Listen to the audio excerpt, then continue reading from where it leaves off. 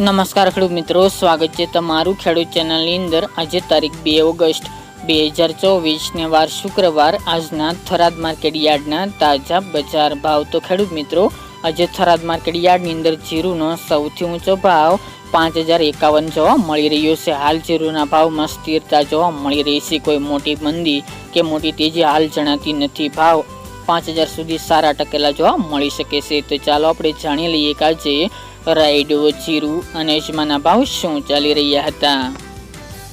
ખેડૂત મિત્રો, આજના થરાદ માર્કેટ યાર્ડના ભાવ જોઈએ તો જીરું 3950 થી 5051 રૂપિયા, રાયડો 1050 થી 1137 રૂપિયા, એરંડા 1180 થી 1215 રૂપિયા, ઈસબગુલ 2000 થી 2480 રૂપિયા, વરિયાળી 1050 થી 1353 રૂપિયા અને બાજરી 450 થી 497 રૂપિયા।